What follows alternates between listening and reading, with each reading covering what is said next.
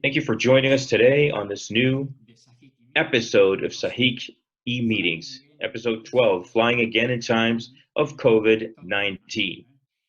It's a whole topic now. So we have the presence today of two important members of the industry with a very specific experience on the topic. We have Claudio. He is a psychiatrist and psychoanalyst, and he's the director of Volar, and Juan Holste, operations manager for Sky Airlines Peru. So, Claudio, Juan, thank you so much for joining us today. Good morning.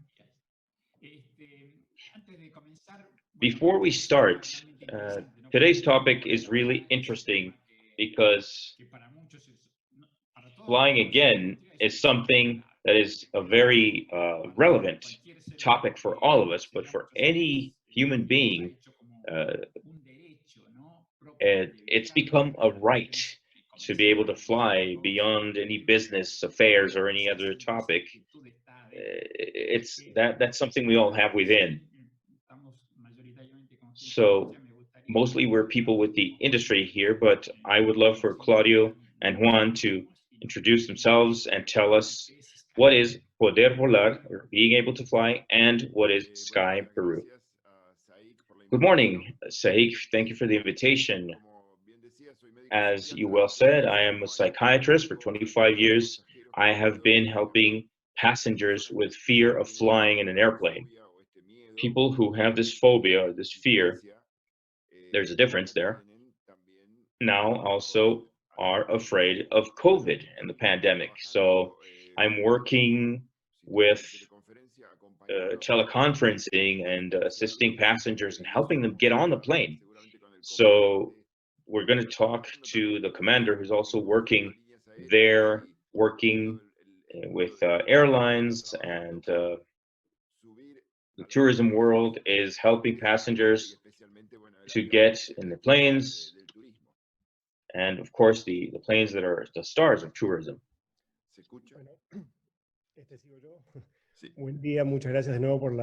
Hello again, this is Juan. Thank you for the invitation. I think it's a very important topic to be able to share experiences with different industries and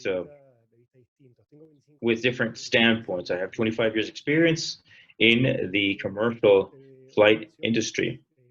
I am the manager of operations for Sky Airlines in Peru, and I'm also an economist from the UEA University. Sky is a low-cost airline that was born in Chile about 15 years ago, and in the past 5 years, it has transformed itself to migrate from the traditional model to the low-cost model.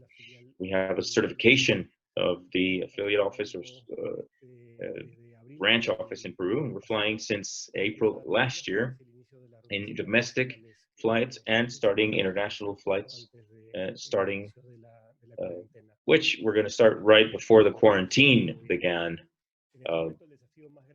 The biggest challenge we have right now is what we are going to discuss today. And the responsibility that we have in these affiliates is to be able to plan, or to have had no flights in the last 100 days, and to have now scheduled services and to provide them adequately. Again, thank you very much for joining us. And Juan, you just said 100 days without flying. So that means, you know, planes are on land, the staff are perhaps doing a lot of different kinds of work. You probably have to do a lot of work with the personnel, because we're going to talk about the individuals that get on the plane, but there's another group of people that have the responsibility of taking or to make us fly again, and to give us the trust that we're going to need, the confidence to be able to fly again. So that's an important topic there.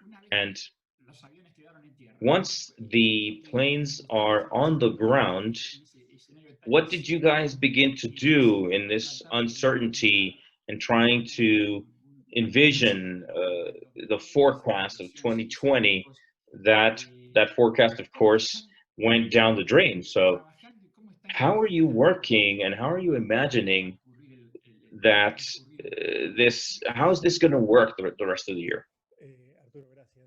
Thank you, Arturo. This is a long question. I think we can divide it through the talk because there's several aspects to address there. But to understand the schedule or the timeline of what happened, there is actually no rules. There's no manual that has prepared us for this situation. There is no formula. So initially, we found ourselves in a crisis. In any situation where you don't want to be is the definition of a crisis. So the first thing that happened there was a short denial phase. So thinking, oh yeah, this is going to be over soon. This is not going to happen for a long time. But the first thing you have to think about there is to have a responsible strategy over something you don't know. And I could say that one of the biggest challenges I had in my career was to plan without a plan. So there is no north, there was no date, there was nothing. So it's like planning in short phases, understanding that it's going to be longer or there are going to be changes. So the first thing is to be aware that you have to be in a position where you can lower fixed costs, you can adapt, and you can be flexible. Those are the three keys that we envisioned before knowing what's going on here. So if you asked me 100 days ago, you're going to be operating or not operating for 100 days, I would have said no, never. That has never been seen in history.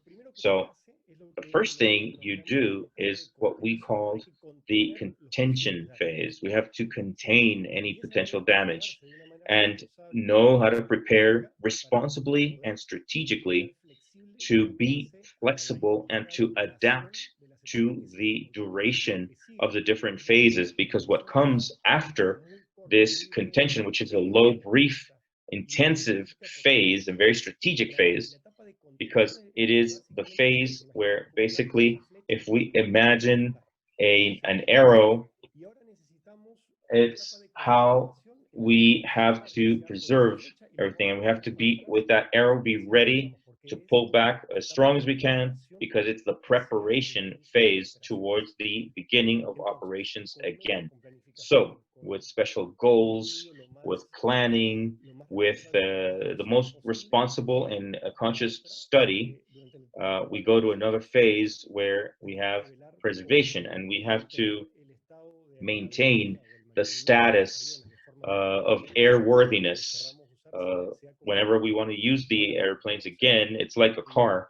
So I've seen a lot of flyers and blogs and recommendations from auto parts manufacturers saying, well, start your car every so often, every 10 days. Don't allow the battery to deplete.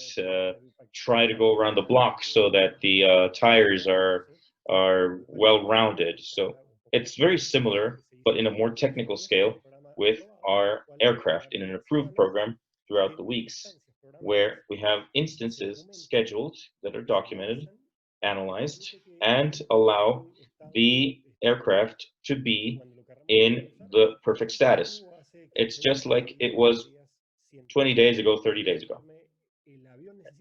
So the aircraft needs to be on land as well, but these events are complex because it's all the way from starting the engines, and there's also a later phase which requires flight. So this is very important.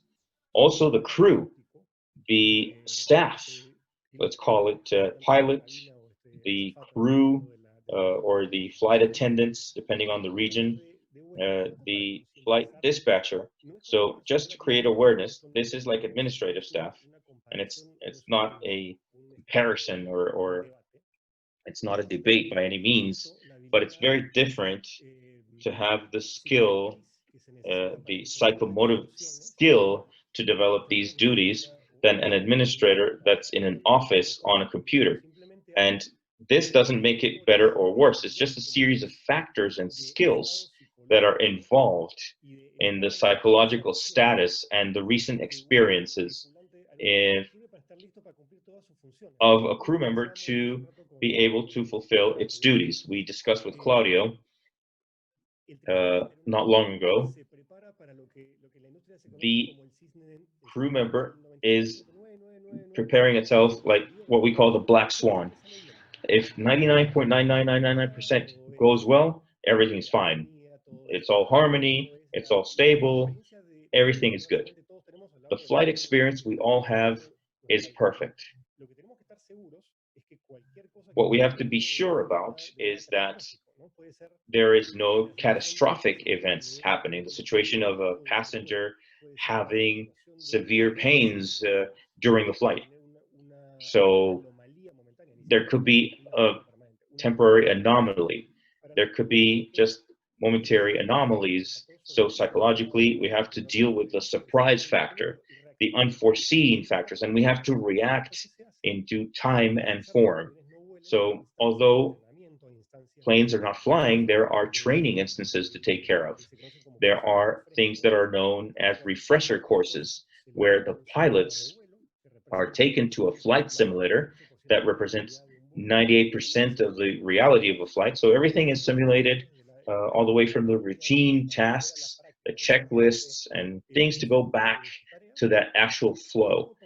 And then gradually going back to abnormal states, so that if in the remote possibility of anything going on during the reactivation phase, the people are ready and there's no surprise factor where their reaction is diminished.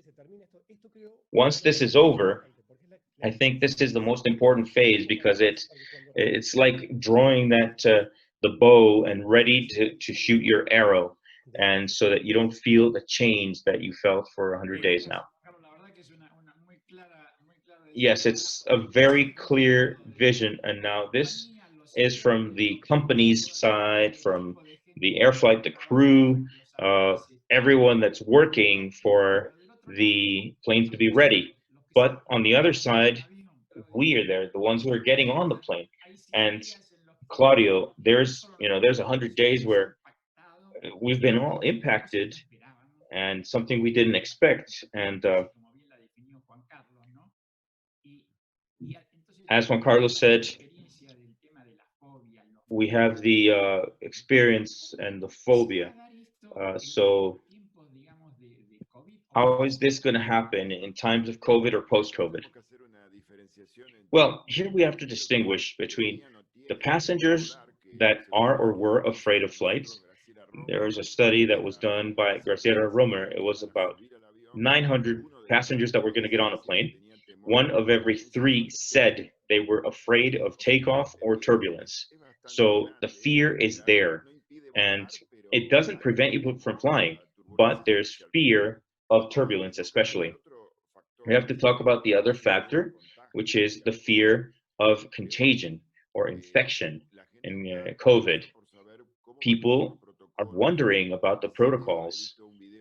I've seen a very good video that I recommend, Sky, showing the sanitary procedure that's done on the aircraft, and everything that is being disseminated by IATA and other world tourism organizations. I think people need to be familiar with that new normal, which will be to take these measures. So it's like the psychoprophylaxis to get into a surgery room. Surgeons specify that it is a highly safe intervention. All measures will be taken, but the patients have to be familiar with this. So we're going to have psychoeducation. So it's education on one side, psychoeducation on the other, accompanying the passengers that are afraid, and where isolation, the mask, the face mask, this adds complexity, because people are all, we all want to hug our relatives, our members, our friends, but we have to be 2 meters away. So, of course, we've verified that the filters in the airplane don't create any COVID uh, risk. There was a passenger flying from Spain to the Canary Islands, and there was one person infected on the plane, but nobody else got infected. That confirms that there may be a carrier of COVID in the aircraft. That doesn't mean that the public transportation, to me, is the best means of transportation, no doubt. And I want to bring peace of mind. You can fly. Flying is the most, or traveling is the most pleasant activity. We can't deprive ourselves from the pleasure of flying. I am a motivator for people to fly and to travel. My job is beautiful in the sense that people reach their destination and send me a WhatsApp message or a picture and say, hey, I made it. I'm in Paris now. I'm in New York. And we have to recover that capacity of the pleasure of flying. It's the best part of our lives, undoubtedly. That would be my introduction to this topic. Well, I imagine, Juan Carlos, that this would be music to your ears for people to travel, right? But the truth is that, yes, we can get in our cars and drive here and there, but, you know, commercial flight grew 40, 50 years ago in a way that traveling became a key element, and the aircraft is that element that allows us to go, you know, or to have the feeling of seeing something you've never seen before, that marvelous place, and also meeting that other person or people you want to meet. So it's a great feeling, but the the plane is safe, it's marvelous. How does that go today? What is the care? What are the measures in times of COVID for people to feel that they can be at peace here in this? How how can you tell us about this process? Well, I couldn't agree more with you guys, with both of you. My personal opinion is that this feeling is possibly the breaking point between the decision of flying or not flying. In what sense? Human beings per se, I'm not a psychologist or anything similar, but coming from pedagogical courses and human behavior, it has to do a lot with feelings. Our memory, in fact, is based on this. Claudio, I hope I'm not saying something crazy. Please correct me if I'm wrong, but our memory is based on feelings. So what counts is the experience. There's a mutation just getting out of the airline world. At the end of last year, I had an experience in the Fifth Avenue in New York. Many retail stores began to close because they weren't selling. They were empty because these places are very expensive, and that began to change into the lease or the renting of businesses that were selling experiences. So it's not just walking into a store and choosing a purse or a jacket of premium brands, but then something different is living the experience of a sandwich. What does a purse have to do with a sandwich? It's not about that. It's about the experience.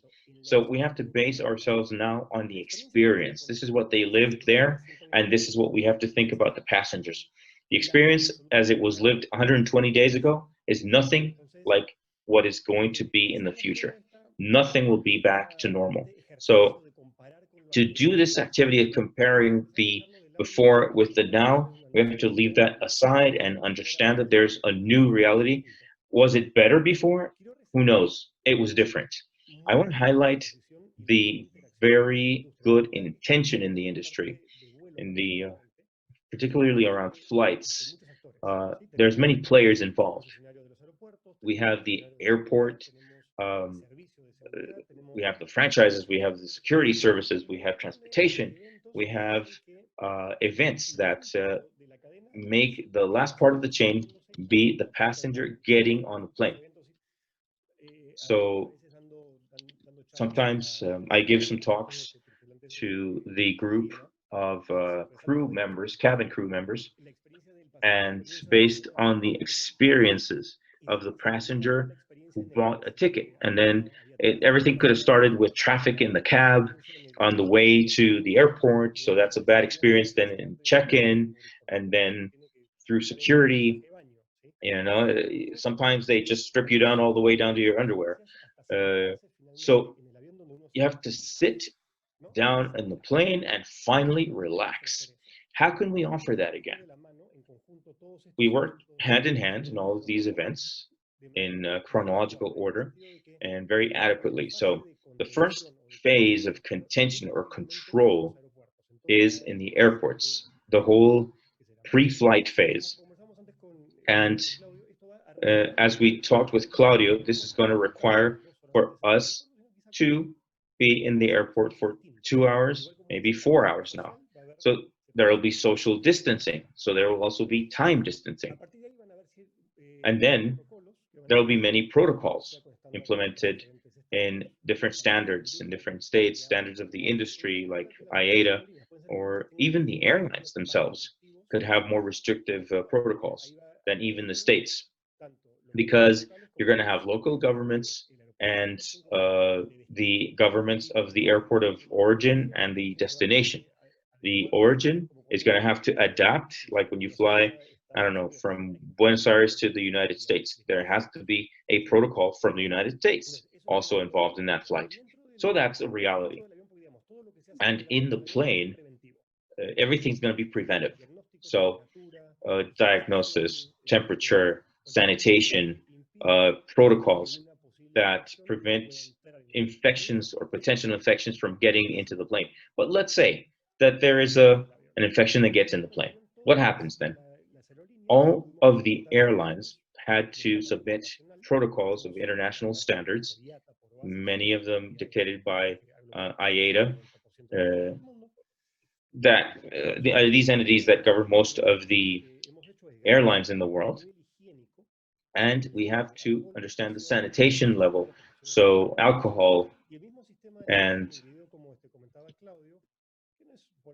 like Claudio mentioned, this is an industry standard, not just Sky, but also other airlines do the same thing. And there's a series of filters. The system renews all of this, and I want this to be very well understood. Understand it as we understand it at the technical level in the airlines. The air inside the cabin comes through some valves and it goes through a pressure system and it goes in to the cabin where we are all sitting. This air would be very complex to always use outside air like from the car, because when we're flying 10, 12,000 meters, then the air that's coming in is 50 degrees below zero. So it is not comfortable, definitely. You can't wear short sleeves in that kind of temperature. So that air has to be adapted and make it comfortable. That air can accelerate the process of adaptation, and we can recirculate with the same air that was proportionally a 50-50 proportion in a regime of every 2 to 3 minutes, depending on the size of the plane. So that's the industry standard.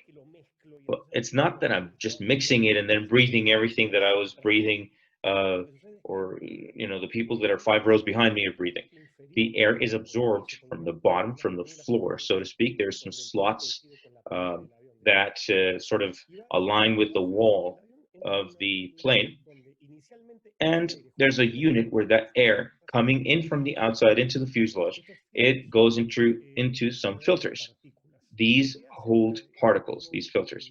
Just to explain it to you in simple language, there's a series of fibers, synthetic and organic. So what they do is to accelerate and decelerate, and they change the direction of the air so that any particle of even up to 0.1 microns, which is the 100th proportion of a hair or width of a hair, an average, not mine, just an average hair. So COVID, the density of COVID is 0.125. So it's 25% thicker than the smallest particle that this filter can capture.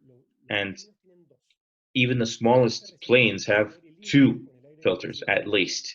So you could mix that clean air with the recirculated air, and it comes in from the top, out of my head. That's where you close your outlet because you're cold, right? So that circulation achieves the same level as a surgery room. Any physician could say this is called laminar flow. This is vertical or laminar flow. So the air comes from top to bottom. So there's been a lot of talk about on the internet and channels about the virus. The virus could not fly. It's a heavy virus. It can't fly more than a meter and a half or 2 meters. So if there's a strong flow, strong for the microbes, not for us. So that virus or these particles of 0.125, very small, receive a laminar flow, and it is absorbed through filters and recirculated. What does that mean? That it's virtually impossible. And this was said by the people from the Ministry of Public Health here in Peru. They've said several times, we are managing infected people every day. And if you're inside a plane, I will tell you that it is virtually impossible for you to get infected. There would have to be a lot of coincidences.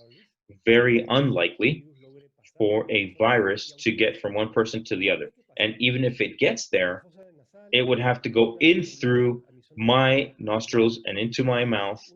And one of the protocols developed by the majority of states is that the passengers will have to fly with a mask, a face mask. So if we add all of the personal protection and hygiene protection, and we do the sanitation of the airplanes in every trip, they are disinfected with products. All the air ducts are cleaned, not just the filters, so the ducts are cleaned. So it's going to be neutralized after every segment of flight. So social distancing added to this, as the World Health Organization said, it's the most effective method.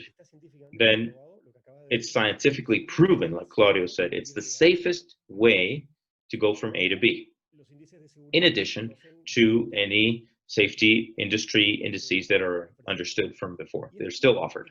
So in addition to all the crews are taking courses, they have more demanding protocols now.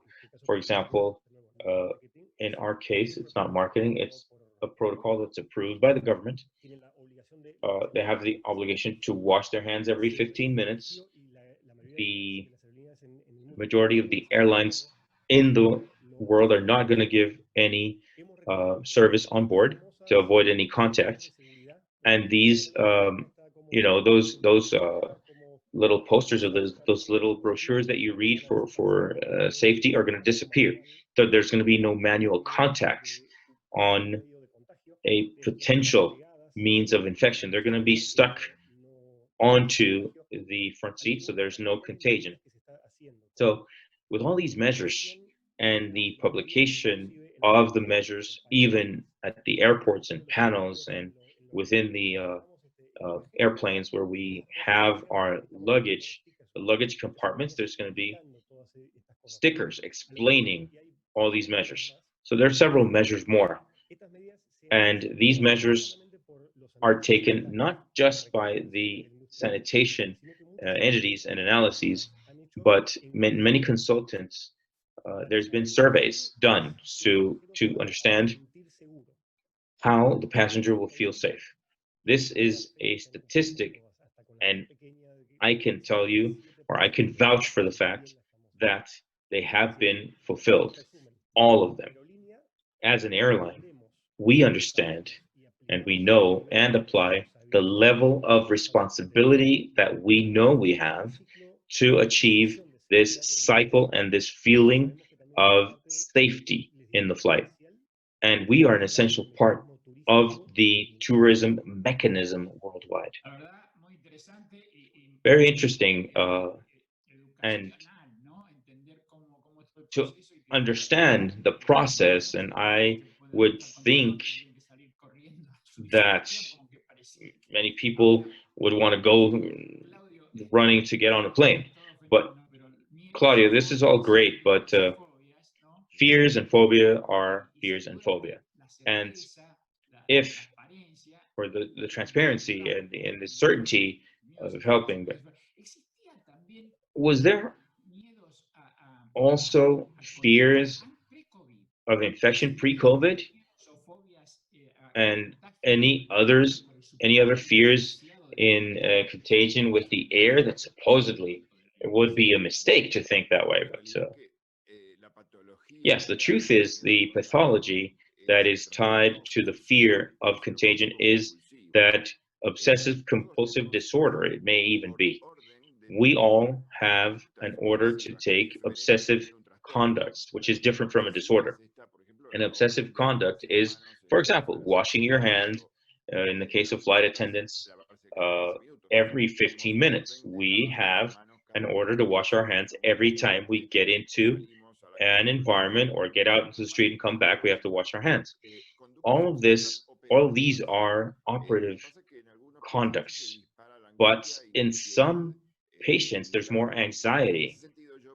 And in that sense, I congratulate you, Juan Carlos, for the way you explained safety on your team, on your planes. And I want you on my team to convince the passengers who are afraid of infection on the plane.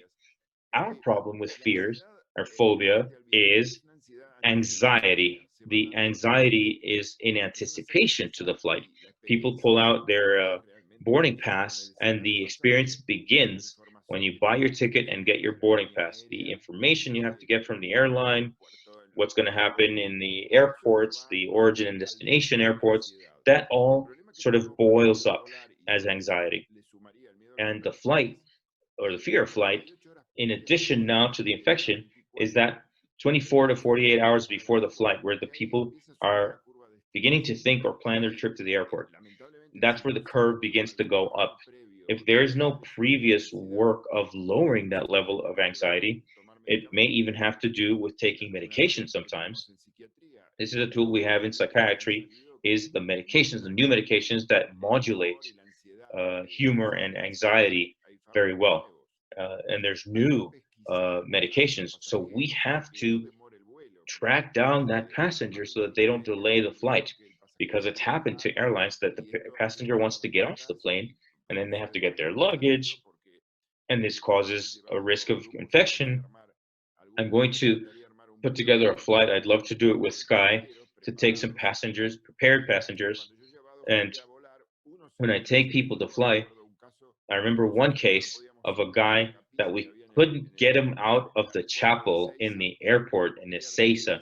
He wanted to keep praying, and that would contaminate the rest of the group. So in case of a passenger who feels upset while on the plane, that's a problem. So we have to track them down.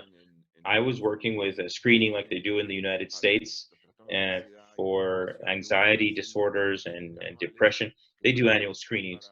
And these are surveys to understand what point people are in, just like we're asked now on cell phones if we have any COVID symptoms or fever or cough. We also would have to ask about the level of anxiety, because first of all, what happens with the quarantine was insomnia. People are losing sleep. And this accumulates or adds stress. And there's people with depression and agoraphobia, their fear of going out to the street, but also some claustrophobia, because it's a new type of claustrophobia, having to stay home so long with your children and with, you know, relationship issues that come up. And I think we have to do some early detection of these passengers, which will be an important percentage coming in. And until we reach the other end, so to speak, go to the other side of having the experience of flying with quarantine measures or in times of COVID, with social distancing. So once we get to the other side, we say, okay, I've passed my first test. The second one will be easier. And it's going to be a better travel experience. We have to formulate that. And I started to think about hospitality and hotels and the important thing, or how important is it going to be for people to look? Because if you have a mouth or a mask, people will have contact through their eyes, and it's not the same thing to receive someone or to see a concierge with a mask on than without a mask. Human beings communicated highly in high percentage with mimicking or gestures, and here we're going to have an effort in the verbal and the stare to connect. Otherwise, we'll still be isolated. We can't connect. And I'm not looking at the lens on the camera here. The stare, the glance, is what connects us as human beings. So I would underline that part.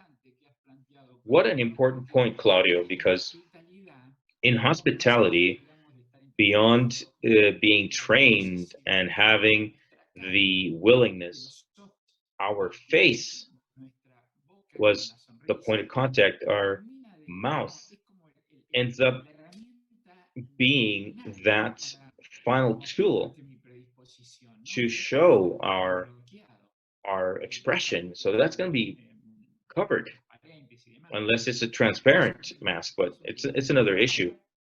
Now,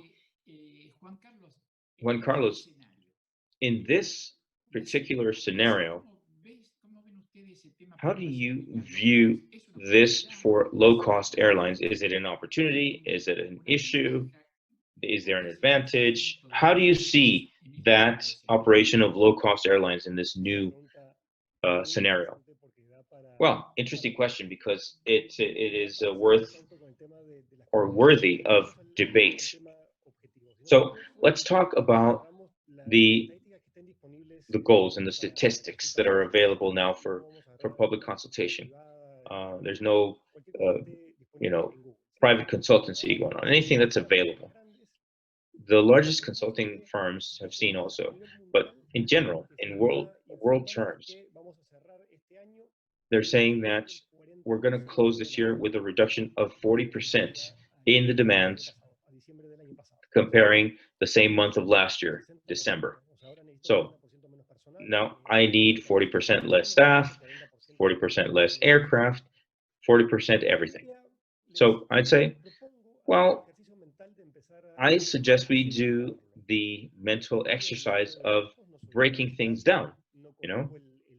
I'm not a statistician, I don't know the algorithms, but much of what is studied now is based on previous behaviors. Human behavior understands more from comparison than from learning something new. Correct, doctor? Yes, correct. So it's easier to say, I'm going to be worse off next year than I'm going to be different next year.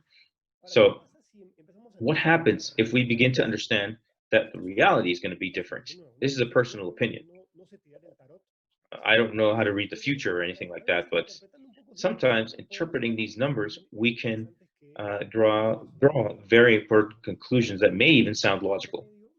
The average passenger doesn't like to have connecting flights. If I want to go to Buenos Aires, Los Angeles, I'd rather be 13 hours on the plane than to have to make 3 connections somewhere. That's going to change because people have a fear now of being exposed for too long to the closed cabin of an airplane. There's going to be still some sort of fear for that. So there's going to be a sort of people are going to want to make shorter flights and even spend overnight somewhere else to reach further destinations. And this considering that the new opening of the borders, according to the different governments, as I mentioned, is going to make the long-term flights be a further distance away. So there's a topic of possibility and the government's allowing this. So in low cost, the airlines that have low or smaller aircraft said from the beginning, This is a simple economic topic. Who has the biggest likelihood of survival? I didn't say this. Carlos didn't say this. It was Darwin. It was the power of adapting. One of the ingredients to survive is to have the lowest fixed costs or overhead. And when we have that overhead, the low-cost airlines have an advantage. It's not a matter of being better or worse. It's to be better prepared for this crossroads. When suddenly there's an exponential growth, people are prepared because they have larger aircraft that offer you more seats per flight, so you can transport more people. So this is the time where the demand is going to be lower. So the occupancy is going to be lower. Therefore, the revenue will be lower for the company. And therefore, to reduce costs or to compensate them, my costs have to be lower. It's simple mathematics. And we're going to fly shorter distances. A larger aircraft has a fixed cost that is not covered in a short distance.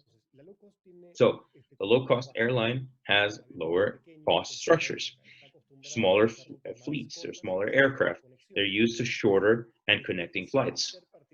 I'd say, not because I'm biased, because I'm part of a low-cost airline, but objectively, it is probably the model. There's Sky and there's many other airlines worldwide, but we are one of the best adapted to this.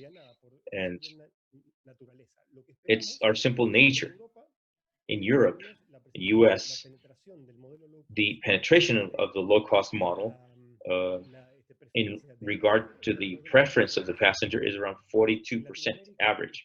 In Latin America, it's 30 to 31%. We're trying to gain some more market. And very likely, the game rules are going to change. That 60% or the reduction of 40% will be a different market mutation. If we compare it to the 100% from last year, it will be lower. But there will be a mutation where what was missing was to fill with other things.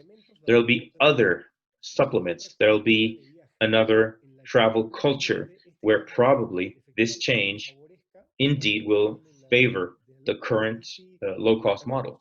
And marketing myself now, if we do it well, if we treat people right, and if we give the right security and safety, and if we convince people that this is a good way to travel, then it's going to normalize. Towards the end of next year, we're going to be in a better position.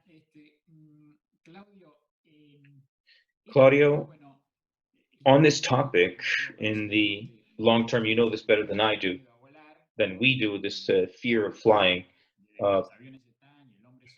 Since planes exist and man is man, there is a large percentage of people who are afraid to the point where they simply just don't have the experience. They don't have that dimension of what this fear of flying is, and the number of people that have it. So the impact of COVID is going to make this problem. Is it going to be larger, or is it just going to be another issue? Well, truly, on the psychological aspect, there are no two people who are the same. Everyone has their own Google.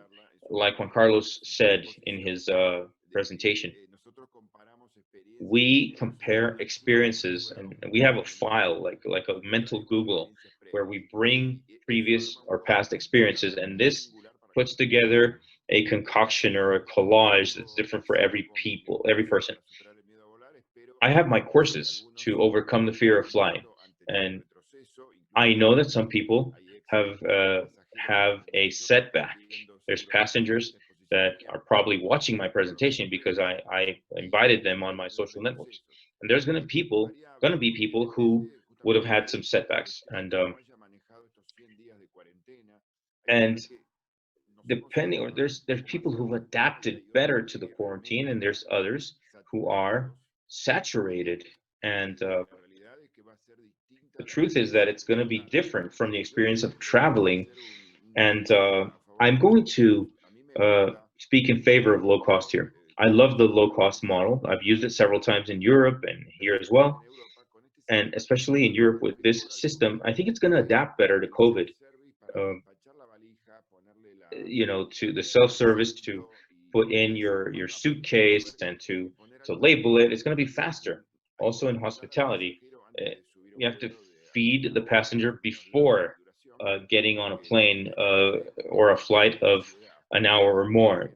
Being hungry is another anxiety factor. I always recommend carbohydrates or at least sweets for people to put them under their mask and have a dose of sugar in their blood because a sugar drop generates anxiety.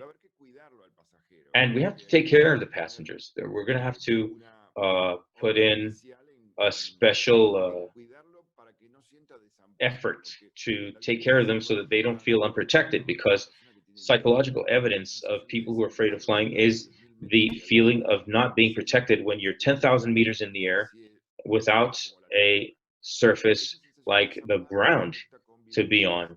And that connects with early experiences of cold, of fear, of any tragic scenes or terror scenes that you have from your younger years.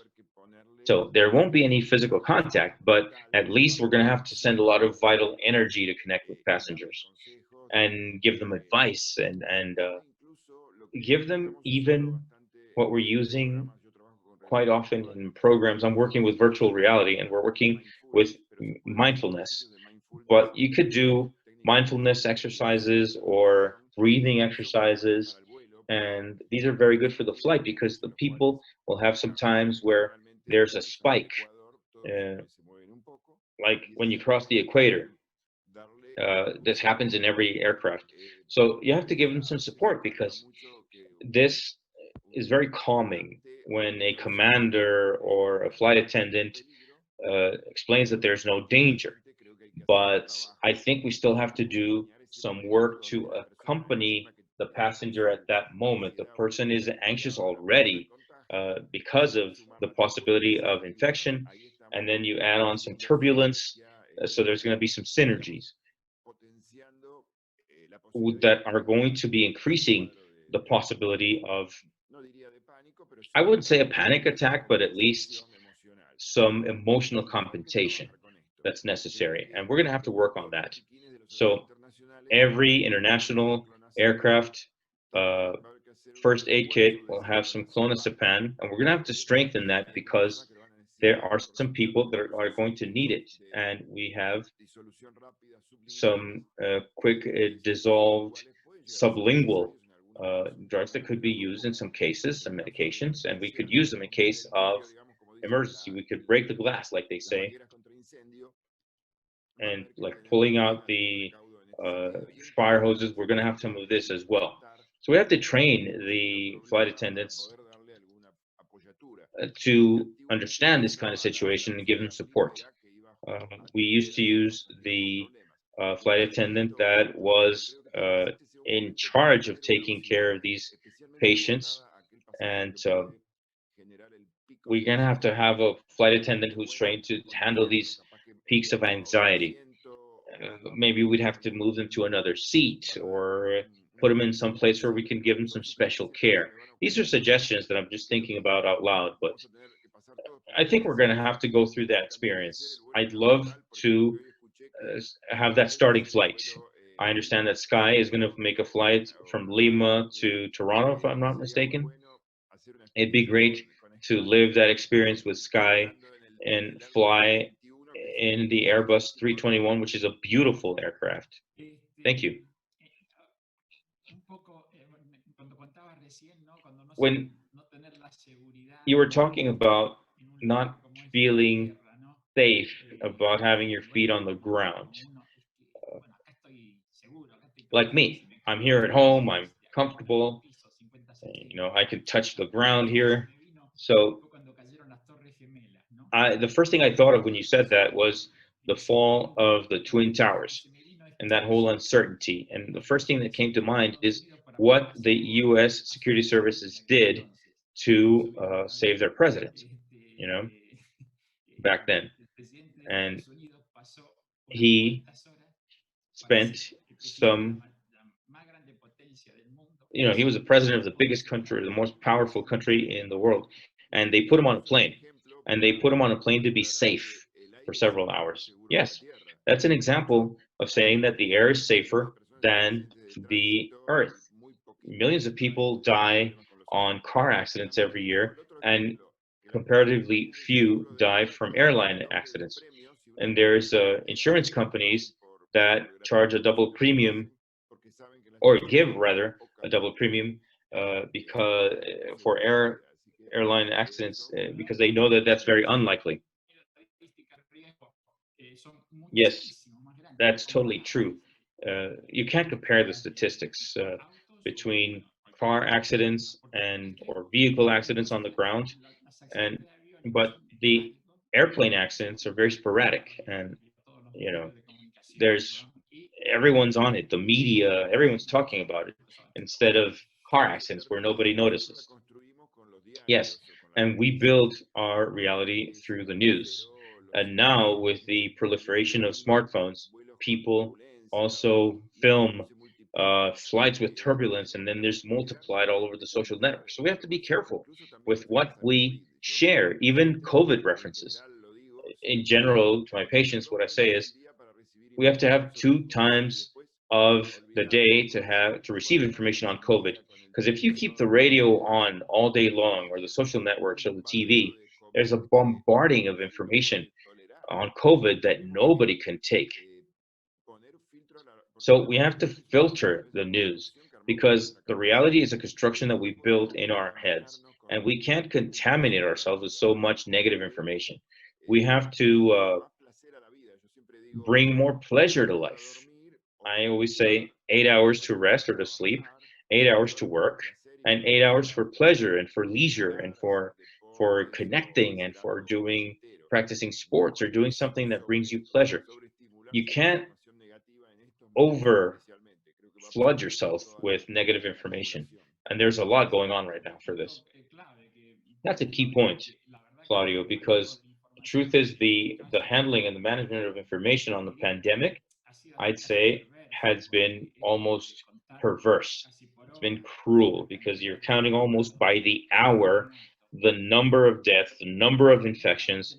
I mean, could have made some sense, but at this time, with 6 or 7 months, there's some that say that the COVID came to Wuhan in August last year. So anyway, let's say 6 months. And with all due respect, nobody, I've been here for a long time on this earth, and statistically, the number doesn't make sense, but it's been introduced as something that's paramount, and it causes a fear of everyone saying, oh no, there's 14, 15, 20 deaths now. And the knowledge of that information shifted some truths that perhaps collapsed on the way. So it's an issue.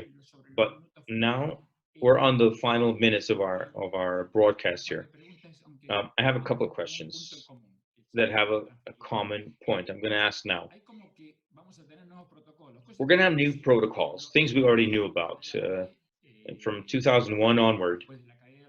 After the fall of the Twin Towers, people took a while to travel again, and then they discovered that there was a change, but now there's going to be another big change with this fear of becoming infected. And with all the information we've received today and the protocols, it would seem like flying on an airplane doesn't add any risk to this. Now, having said this, like Juan Carlos says at the beginning, especially, beyond many people wanting to fly or needing to fly, there will be situations where, because there are more tempting offers. You talked about the costs, Juan Carlos, the drop in oil prices, for example. Speaking of oil, how is that an impact, that oil was costing less than a newspaper now? How does that impact the aviation industry? I want to extend myself because it's a long topic, but the value of fuel represents 38% of the cost, on average, of the cost of the ticket you buy to travel from A to B. And of course, we charge that to the passenger.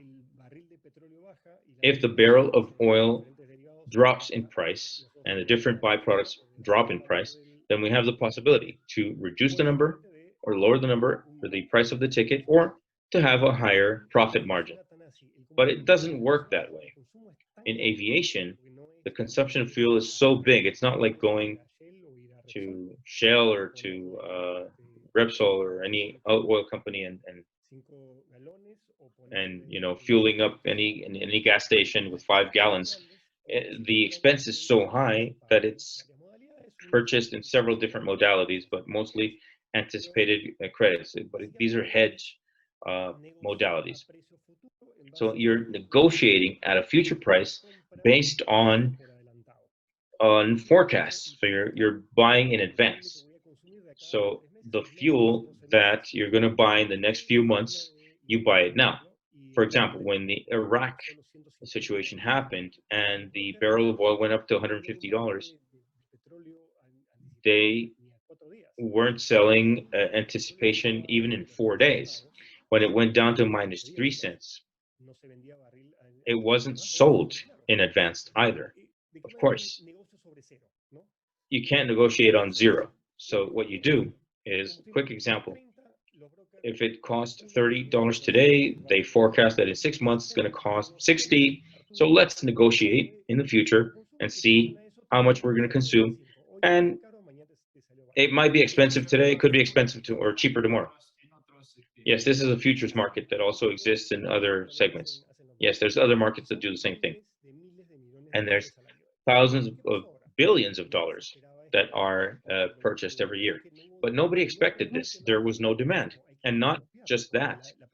We have to collect because the production could also be lowered, but it can't be stopped. So many airlines faced the drastic drop of the demand. So there was debt, and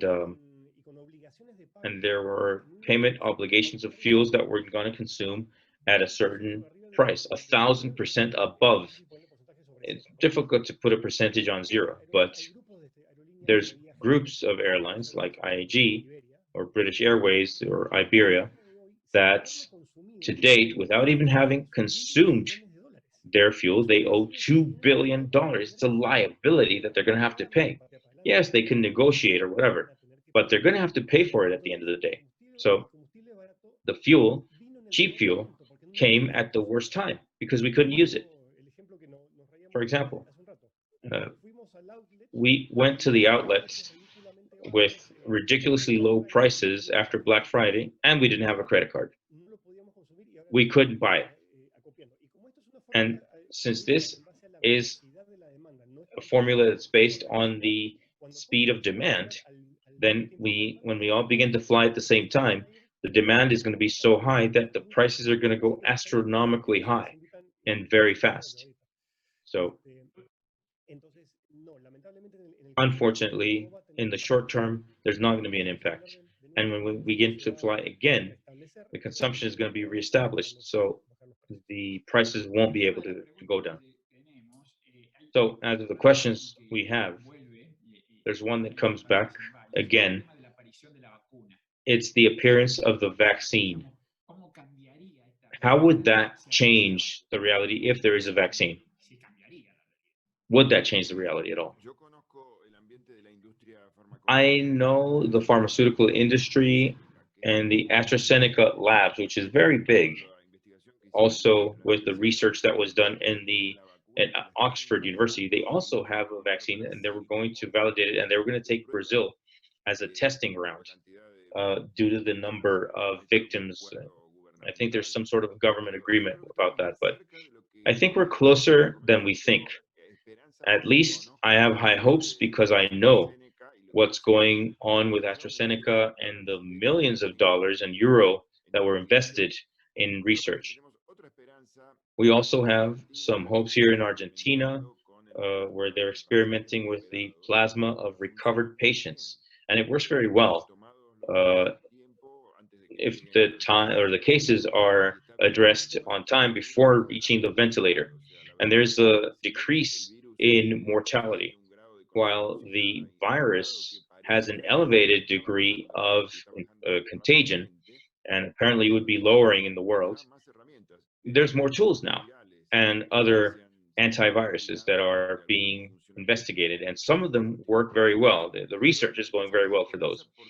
And there's a message of hope. There's a possibility to help people, and it's going to be through electronic means, probably, because mobile phones are that uh, anti-phobia company we have. When we travel, we know that it's great to connect with our beloved, relatives and friends. And many planes have Wi-Fi now, so I think planes with Wi-Fi are going to be a fundamental tool to, for what I call, with my own term, is to cuddle the passenger, to give them a hug, so to speak, because we all have an addiction to internet connection. And in a flight of several hours, it's going to be fundamental to have distractors or even telemedicine if it's necessary. So, it may happen that someone has a collapse or an issue, and in this 100-day period, medicine has become telemedicine. People are no longer going to hospitals anymore. They are doing internet consultation. And for the psychological topic, it's very important to have a helper, have some assistance for the cases where there is an anxiety crisis. Interesting. We went a few minutes over. Is there anything else that you would like to highlight as a final message, a closing message, Claudio, Juan Carlos? Would you like to leave anything before we leave? Just 1 minute with a chart that I'd like to explain on statistics. And it's the responsibility that we have, because we're in a conference that people are attending looking for answers. We're all looking for some direction here. And Claudio and myself, I think, and being humble with our experience, it's our responsibility to give you a message of optimism in what we are doing. I'm going to share this in the industry of tourism and the aeronautical industry in general, that moves passengers like hotels, etc. We have the desire of our passengers to travel. We can't control that. So I want to show you the behavior from the beginning of the reopening of the world. I want to show you two very short charts so that you see that the recovery is being faster than what was foreseen in the numbers. And it's not a matter of challenging statisticians or anything like that. Is mathematics don't always understand human behavior. We're going to have to wait a few months to understand the new behavior of human beings, the coming out again, seeing people again. And there's a cycle where we were working during the quarantine, giving some simulator trainings, and we went to industrial places where these training sites are located. We had to get out of the house and face the reality after being indoors for 60 days. So as we went out 2-3 times and we realized that nothing happened and that things were working, then we come into a new safety mode. I want to show you two quick things. One of them is Google statistics. This was taken from Google, and this is the behavior of the blue line, which is COVID searches, and the red line is travel searches, regardless of what happened with hotels. So there is a break or a coincidence point in mid-May where interest changed, and it changed very quickly. People weren't so interested in COVID because we already became familiar with it. I don't want to see any more numbers, and now I want to think about my trips. So this is a very interesting behavior. And the other one is the markets in Asia Pacific. So Asia Pacific is 45 days ahead in terms of Latin America because of the measures they took and because the whole thing started for them earlier than for us. And the recovery in general, on average, showing just the numbers, is around 40% faster than was foreseen. People are moving. People are moving different, perhaps shorter flights or in the short term. But people have gained trust and there's an empathy in understanding what's going on. So we have to be especially empathetic and understand the attitudes, fears, and offer that security. It's our responsibility. Look at the recovery. So there are a shorter distance away from the zero, which was comparing 2019, same time, than what we plan to be at this time of year. It could be before the end of 2020. It's difficult to forecast that. So again, this is futurology, but at least it's more promising now. And most importantly, it's a change of attitude. Claudio, before I hand over to you, because of the professional and personal issues, I have a lot of contact with people in European destinations, and in some European destinations today, people have gone back to normalcy. They go out to bars, to restaurants. I even have some recordings where the experience is previous one. There's a little use of masks there. When they're talking closely, yes, but people are beginning to fly within Germany or from Germany to Italy, or, these are short flights, but they're beginning to fly again. So that's even reaching Europe now. So there's evidence that people are having a different relationship. Claudio, I celebrate that this is happening, and it has an explanation from the psychological standpoint. We are all having a fight between the Eros and Thanatos, or life and death in the imaginary. To live, we have to have a functional denial that we're going to die. We live the present moment, and now the news have bombarded us for 100 days now with victims and deaths every day. And I think that's saturated, and this is like a compressed spring that's going to come out very strong. And I connect this with the summer in Europe. The northern hemisphere has the sun, and light generates biological activity that flourishes. And people are willing to spend vacations in July and August. Yes, there may be some small shakes, yes, but Eros will prevail over Thanatos. So my message is for my passengers and patients, I try to call them more passengers than patients, is don't be overcome or beaten by fear. This is the freedom of connecting with our desires. And there is a big value in the freedom of moving, of extending your territory. And travel is a transforming experience. There are studies that corroborate that to travel is where you grow the most. When you travel, you